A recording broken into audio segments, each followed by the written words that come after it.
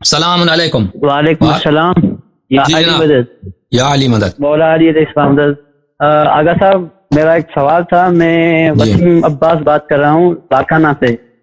جی میرے بھائی حکم کریں.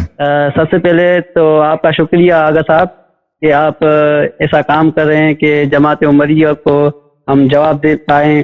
اس کے تقریباً کتنے اختلافات ہیں جو ہمیں وہ سوال کر کے لاجواب کرتے تھے، لیکن آپ کے ویڈیو سن کر احساس ہوا کہ آپ بڑا کام کر رہے ہیں. چلے اچھی بات ہے، خدا کا شکر. اور حکم. سوال تھا کہ جو یہ ملا انجینئر تھا جی. جماعت عمری کا جو مولانا انجینئر تھا، تو اس کا سوال تھا کہ جو ابو بکر، عمر یعنی یا عثمان بھاگے تھے جنگ احد سے، تو وہ بھاگ گئے تھے. تو یہ تو آپ کہہ رہے ہیں کہ بھاگ گئے تھے، ٹھیک ہے، یہ ہم بھی مان رہے ہیں کہ وہ بھاگ گئے تھے. پھر اللہ نے سورہ آل عمران میں 155 آیت میں اس کا جواب یہ فرمایا ہے کہ اس کا جواب یہ ہے. دیکھیں عزیز دل، حرف دو قسم کی ہوتی ہیں. اس کی تفصیل ہے. ابھی مجھے سر میں بھی کچھ درد ہو گیا، برنامہ بھی طویل، پروگرام بھی طویل ہو گیا، میں اس کا جواب تفصیل سے نہیں دیتا، حوالے بعد میں دکھاؤں. حرف دو قسم کی ہوتی ہیں. ایک عفو ہوتا ہے بمعنی تاخیر العذاب، کہ عذاب کو فوری نازل نہیں کیا جاتا. ایک عفو کا یہ مطلب ہے، سمجھ میں آ رہی نا. اور ایک عفو ہے کہ واقعاً بخشش ہو جاتی ہے. ہاں، ایک عفو وہ جو واقعاً بخشش ہوتی ہے، مغفرت ہوتی ہے، وہ اس کی نشانی یہ ہے کہ توبہ کے ساتھ ہوتا ہے. توبہ کے ساتھ ہوتا ہے. جو لوگ جنگ احد میں بھاگ گئے تھے، تو اس کے متعلق کئی آیات ہیں قرآن مجید میں، ابھی میں آپ کو بتاؤں گا پھر انشاءاللہ. یہ تو بہت بات ہے، تفصیل ہے اس کی، کہ اللہ تعالیٰ نے فرمایا کہ اجازت دیں بات کرنے. آپ خاموش رہیں بھائی، آپ بات کرنے کی اجازت دیں.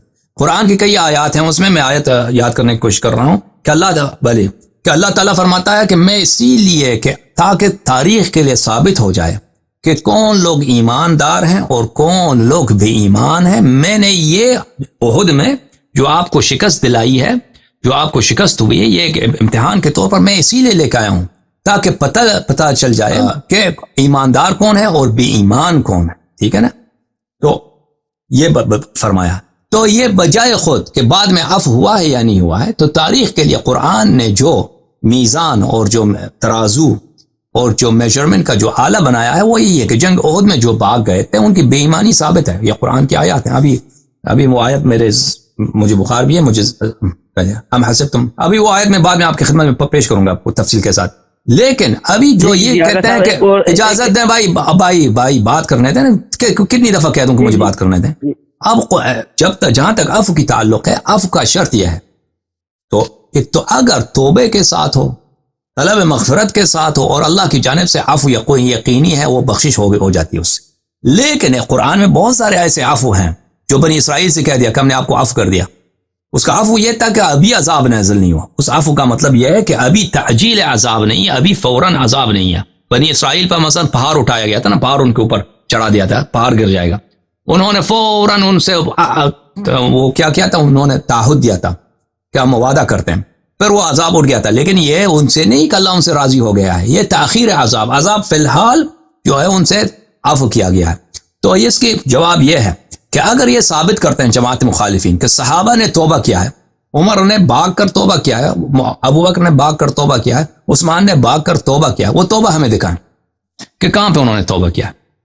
اگر یہ توبہ کے ساتھ کیا ہو تو اس کی عفو ہے. لیکن وَإِلَّا قرآن مجید نے بتایا کہ جو لوگ بہت سے بھاگ گئے ہیں یہ بدبخت ہیں، اور یہ جو ہیں ان کی جو عفو کی گئی ہے، یہ عفو عدم تعجیل عذاب ہے، یعنی تاخیر عذاب ہے، نہ اس معنی کہ اللہ تعالیٰ ان سے راضی ہو گیا. اب اس کی تفصیل انشاءاللہ تبارک و تعالیٰ آئندہ جا کر کبھی اس موضوع پہ بات کریں گے نہایت تفصیل کے ساتھ.